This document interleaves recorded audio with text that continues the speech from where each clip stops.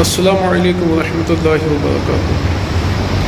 الحمدللہ آج 25واں روزہ شروع ہو چکا ہے۔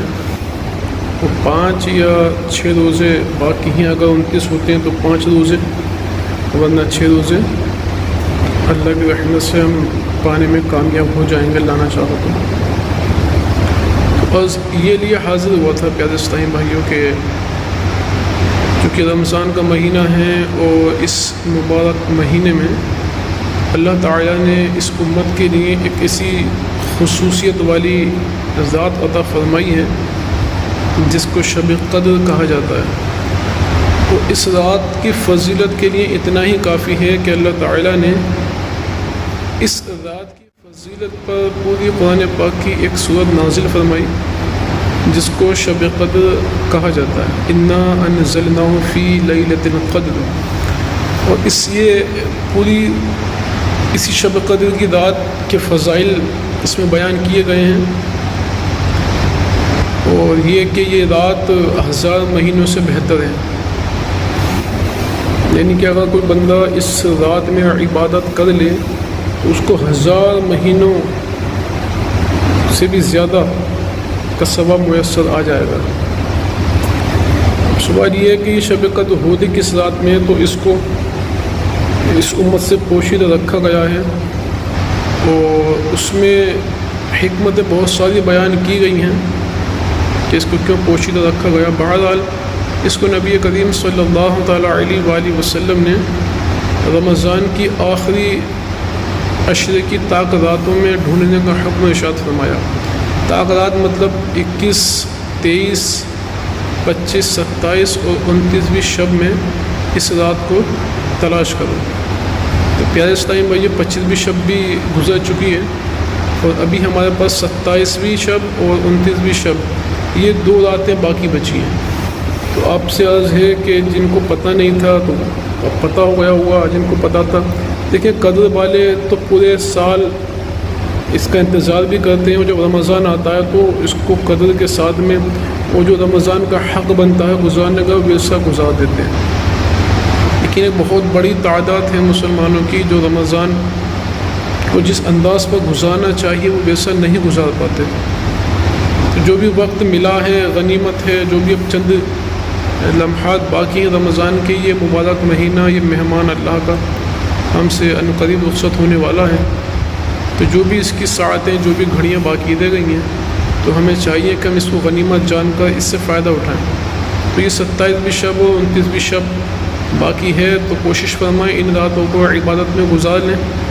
ہو سکتا ہے کہ انہی راتوں میں عبادت کا اللہ تعالیٰ ہمیں ایسا صدقہ عطا فرمائے کہ ہماری رمضان کی جو بھی کوتاہیاں ہیں اور جو بھی عبادتیں ہیں اللہ تعالیٰ کوتاہیاں معاف کر دے، عبادتیں قبول کر لیں، اور ہو سکتا ہے اس کے صدقے میں ہماری آئندہ جو بھی معاملات ہوں اس میں بھی بہت زیادہ سدھار آ جائے۔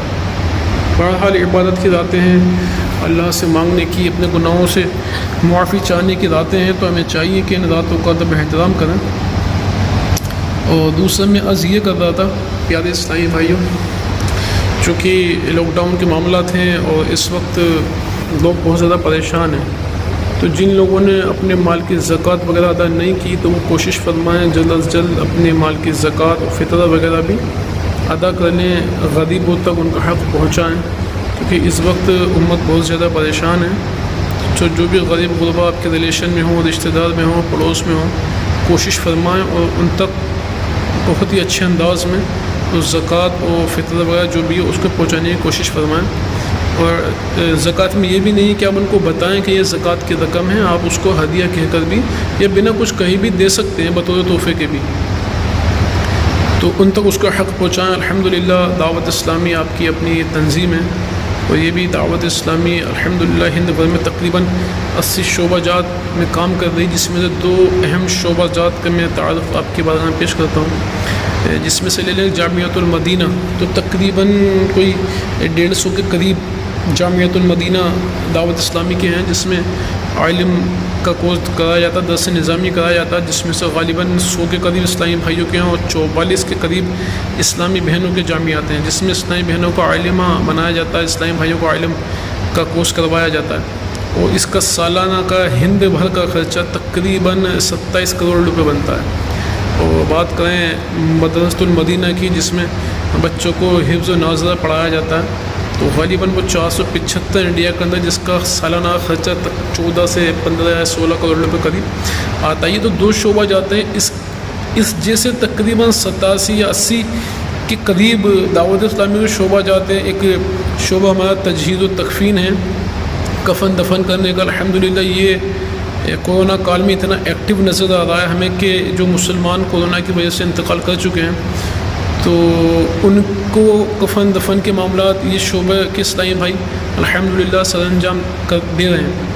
تو جو اسلامی بھائی سوشل میڈیا سے جڑے ہوئے ہیں وہ لوگ جانتے ہیں کہ دعوت اسلامی کا یہ شعبہ الحمدللہ کتنا اس وقت میں ایکٹیو ہے، کہ جب لوگ میتوں کو چھونے سے ڈر رہے ہیں، ان کے پاس آنے سے ڈر رہے ہیں، نماز جنازے سارے معاملات ہیں، تو الحمدللہ دعوت اسلامی کے یہ اسلامی بھائی آخری وقت میں بھی کہ جب اپنے سگے بھی پیچھے ہٹ رہے ہیں، ایسے میں الحمدللہ آپ کی دعوت اسلامی آگے آ کر ان لوگوں کی بھی جو آخری ایک امت کے لیے فرض بنتا ہے ہمارا کہ ان کو تدفین کی جائے ان کی، الحمدللہ وہ بھی احسن انداز میں دعوت اسلامی اس کو انجام دے رہی ہے۔ تو اسی طریقے سے دعوت اسلامی کے اپنے الگ الگ ڈپارٹمنٹ ہے، ان کا سالانہ خرچہ کروڑوں اربوں خربوں میں بیٹھتا ہے۔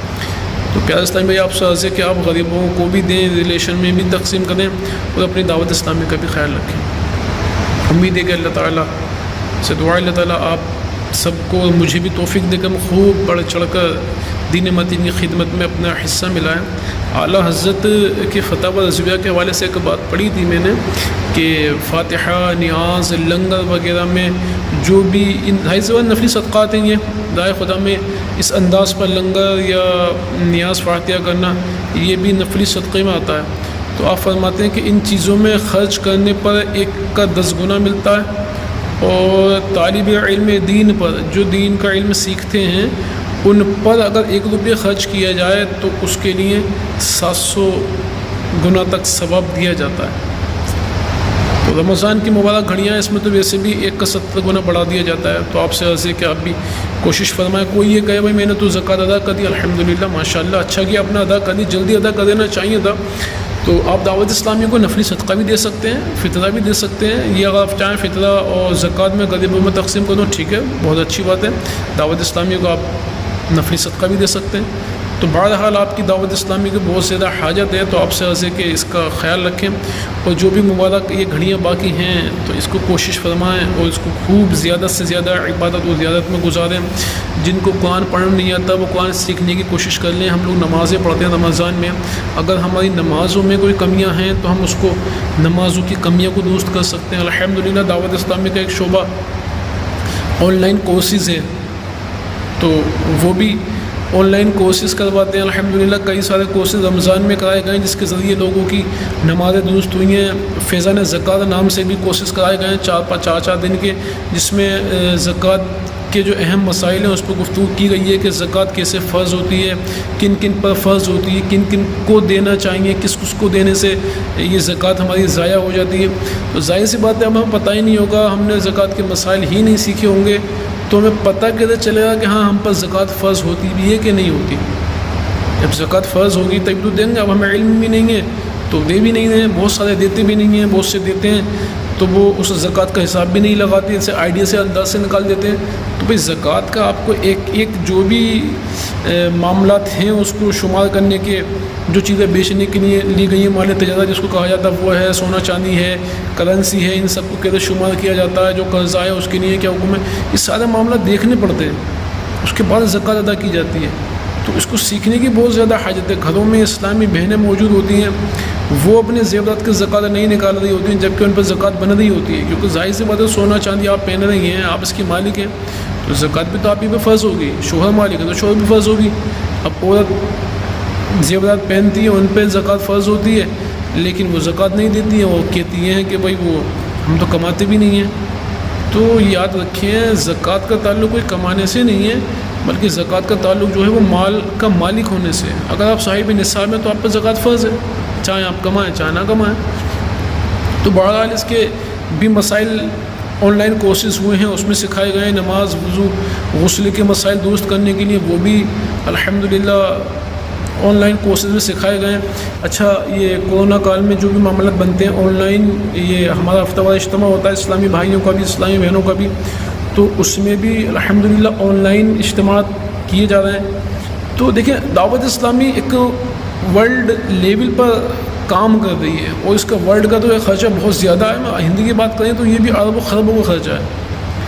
تو پیارے اسلامی بھائی آپ کی تحریک آپ کی تنظیم کو بہت زیادہ حاجت ہے. تو آپ سے عرض ہے کہ اس کا بھرپور کھل کر ساتھ دیں اور جو بھی اس کے آن لائن کورسز ہوتے ہیں تو آپ اس میں بھی ضرور شرکت فرمائیں. آپ اس میں شرکت کریں گے ظاہر سی بات ہے ہماری نمازیں وضو غسل یہ درست ہو سکتے ہیں. ابھی لاک ڈاؤن کے معاملات چل رہے ہیں, فارغ وقت ہے, اگر ایسے میں بھی ہم لوگ اپنی نمازیں صحیح نہیں کریں گے, اپنے وضو غسل صحیح نہیں کریں گے تو پھر کب کریں گے؟ سوچنے والی بات ہے.